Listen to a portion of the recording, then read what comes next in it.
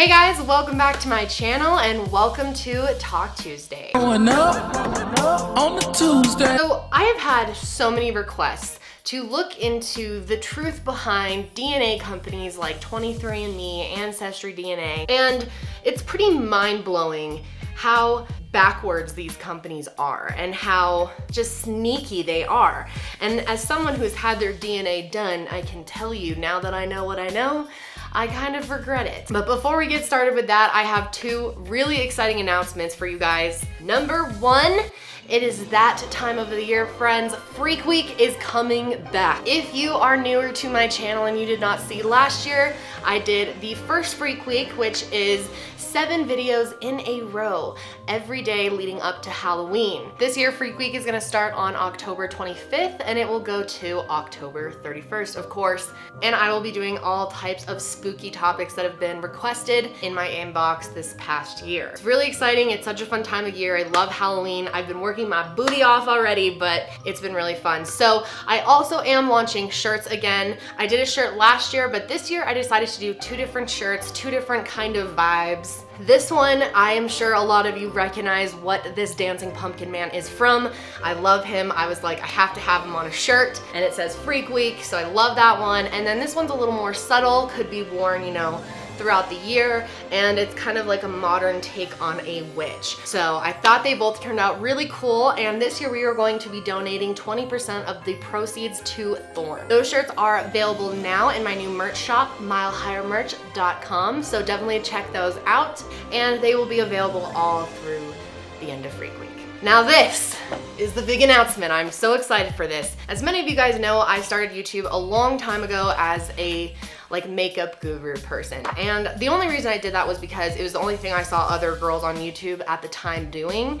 And I was like, oh, I could learn makeup. I just wanted to make videos, whatever it was, didn't care what it was. And when I was doing makeup, I always had a dream of working on some type of product. I'm sure a lot of you guys know of like makeup gurus and people that have products, that have their own lipsticks or their own palettes or something. And I've always thought it'd be so cool to just work on something that is completely mine. And I haven't had an opportunity to do that until this year. I am releasing my own adult coloring book. I have been obsessed with adult coloring books for the past couple of years. Ever since my parents were splitting up and my grandfather died, that seemed to be the time where I just really needed something like a distraction. And that's when I started coloring and collecting coloring books. So I have a ton of my own coloring books, and I decided I wanted to create my own so that I could come up with designs that I would want to color in and share them all with you guys. Here's some examples. I've only had this one for about a week or so I've only done some, but here's the coolest thing about this book, right? Okay, so in the beginning, you're gonna get a little message from me, and then there is a color test page. Now, I really appreciate this because I really like to color with gel pens. They don't always come out the way they look in the actual pen, so this is really helpful. And not only that, but every single page has a quote that I picked out, one of my favorite quotes, and then it also has behind it a blank spot so that your colors don't bleed through. And I specifically wanted this because I use gel pens and markers and things other than just colored pencils, and it is very nice to have that, let me tell you.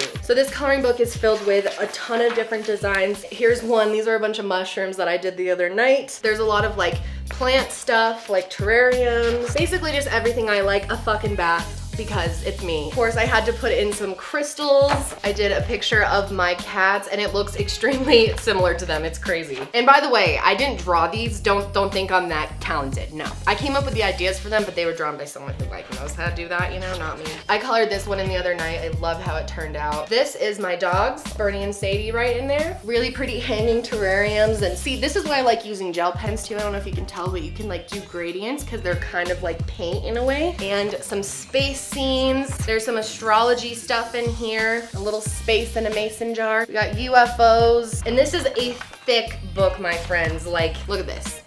It is big. My coloring book is available on Amazon. There will be a link in the description box. All right, thanks for bearing with me through those announcements. I hope you guys are excited about those 2 things as I am. But let's get right into talking about these DNA companies. So like I was saying, me and Josh did these DNA kits actually on YouTube like 2 years ago maybe, and we weren't like sponsored or anything. We bought the kits ourselves. We spit in the tube, you send it in, and then it took about 2-3 weeks and they send it back to you. Personally, we did Ancestry DNA. 93% of your ethnicity comes from Europe, 27% is Great Britain, Okay. 22% is European Jewish, Okay. 17% is Ireland, 13% Italy, Greece. Okay, I knew that one. All right, so you are 48% Great Britain as well.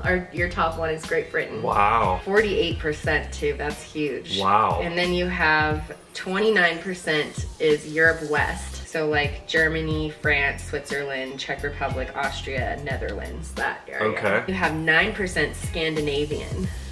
Interesting. Norway, Sweden, Denmark, Cool. Finland, that area. It was kind of cool because I did learn a lot about myself because my dad's dad isn't in the picture, so I have no idea what his DNA was, so that was interesting. And then my great-great-grandmother, we found out, because I was expecting to be a lot more Irish than I was, like way more, because I thought I had Irish on both sides of the family pretty strong, and my great-grandma's last name is Morgan, so my family's always thought she was Irish, but it turns out her mom, my great-great-grandma, had an affair with someone else, and that's how we ended up way more like British. So it is cool. It is a fun thing to look into. I definitely enjoyed reading my results. Josh enjoyed reading his because we had no idea what he was. But there's a price to pay, folks, and I would suggest knowing about this before you decide to do a DNA test of any type. So obviously so many people have been doing these DNA tests. The amount of tests being done has doubled during 2017, and it now exceeds 12 million. And most of these tests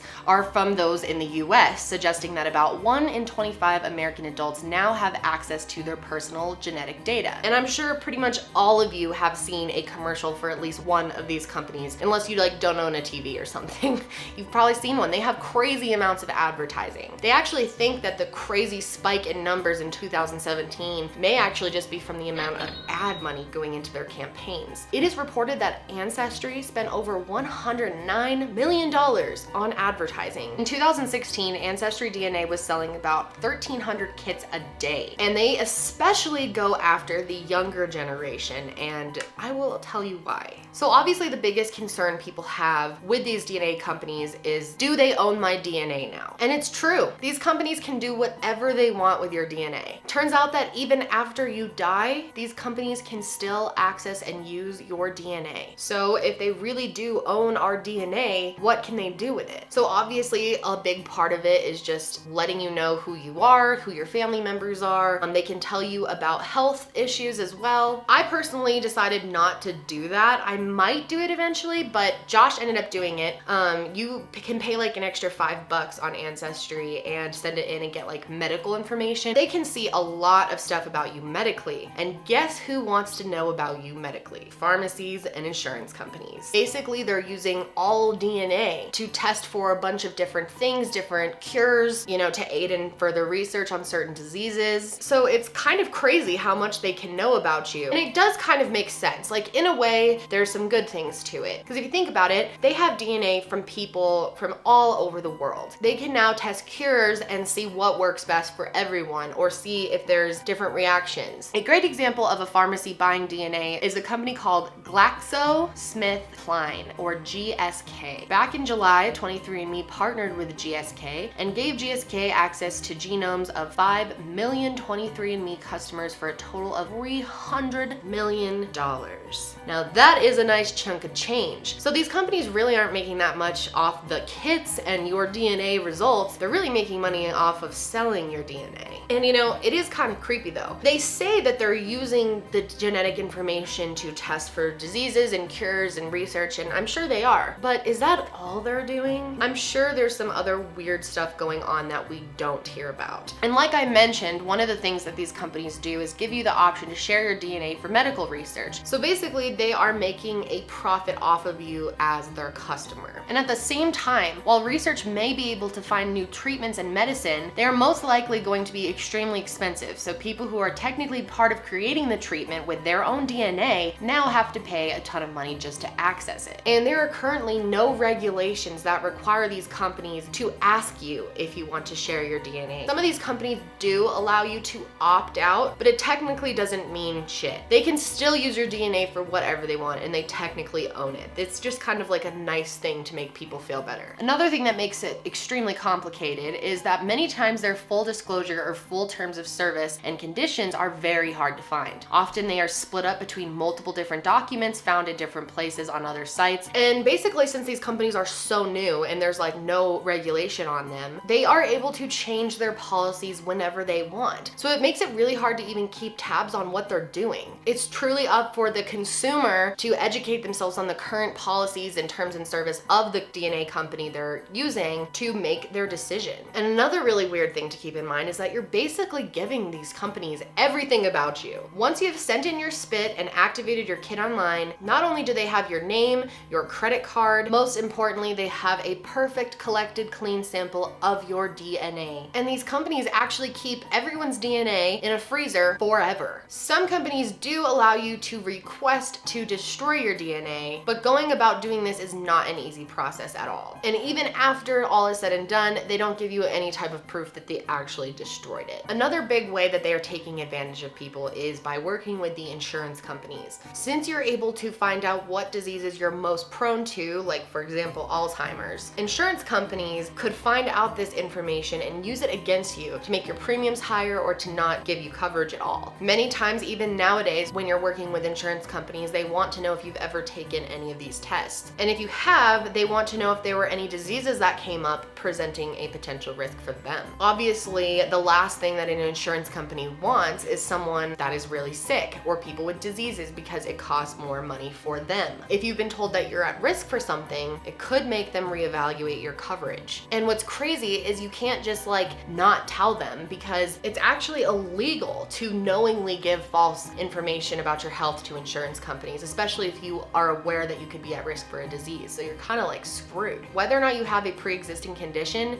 could definitely impact whether or not you can even get a life insurance policy. The FTC has the ability to require these companies to be more clear and prominent in disclosing what exactly your rights are, as well as the companies when you take one of these tests. So many people think the FTC really needs to crack down on these companies, that they need to basically require them to be more transparent with people, make sure that they understand their rights in the whole process, as well as requiring them to have the terms and service on one page in an easy to find location. Another big question people have with this is, does it give law enforcement more power? Because I've talked about it many different times on this channel, but most recently we talked about April Tinsley. The April Tinsley case was solved after 30 years because of DNA. And also the Golden State Killer was recently caught back last spring, and they also found him using these DNA tests. Law enforcement actually does have access to your DNA if you have it registered with these companies, if they have reasonable, suspicion for you, or they think you have done something. They can get that. Obviously, this is really good for the crime world because we want people who have committed crimes to be behind bars. But people definitely question whether or not it's fair for everyone else. Another big concern people have is how it's affecting the Fourth Amendment. The Fourth Amendment is the right of the people to be secure in their persons, houses, papers, and effects against unreasonable searches and seizures. Basically meaning the police can't just decide they want to gather your personal information whenever they want. However, it's not the case with these DNA tests. These companies actually do say in their terms of service that law enforcement has complete access to your DNA once you send it into us. So in Talk Tuesday last week, we talked about celebrity imposters and we talked about cloning. Now in the video, I didn't get too much into my thoughts on cloning, but I do believe in cloning. I want everyone to know. I really do. I don't know if certain celebrities are clones. Like, I don't know how far things go, but I do think that the ability to clone is here. I think Clonaid is legitimately cloning people or things. I mean, they're cloning dogs, they're cloning pets. So cloning is definitely real, and it's gonna become a bigger part of our lives in the future. And some people are worried that these companies are going to use DNA for cloning purposes. And this is a crazy thought, but is it possible that these DNA companies could sell your DNA to a cloning company who could clone you into like a kind of brainless version of yourself to act as a slave for manual labor? Like, imagine if they had an army full of clones, or the whole military was clones. And it totally brings up the argument of, who does this DNA actually belong to? Is it yours, or is it the companies that you gave it to?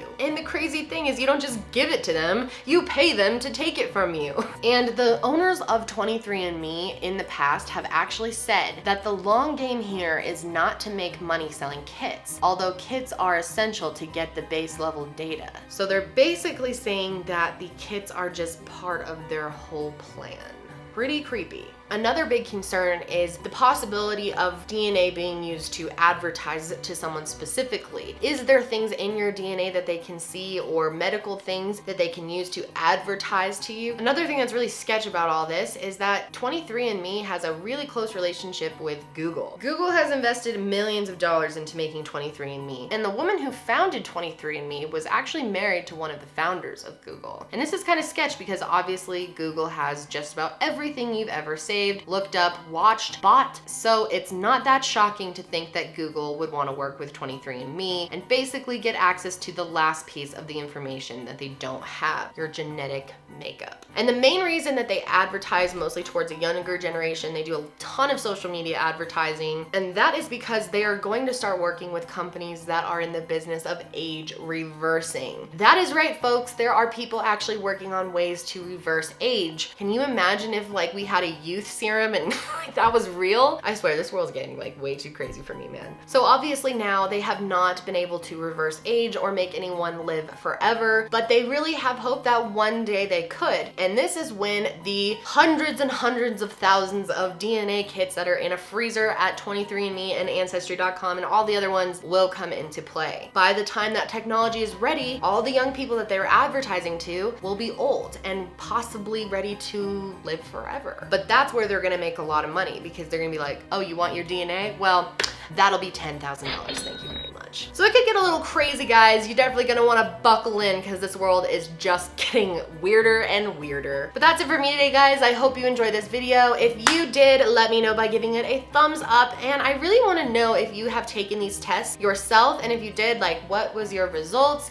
Do you regret it? Do you ever plan to take one? What are your thoughts on the whole thing? Just, you know, tell me your thoughts below. But that's it for me today, guys. I will see you next time.